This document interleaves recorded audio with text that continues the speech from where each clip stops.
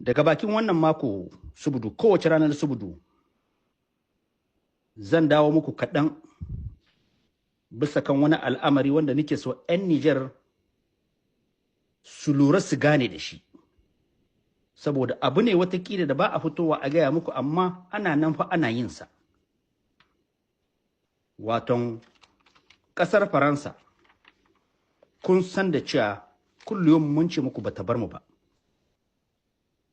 Bata bar mu ba saboda a yau babu wata ƙasa da ƙasar Faransa ta tsana a cikin Afirka kamar Nijar. Babu ƙasar da Faransa take haushi kamar Nijar.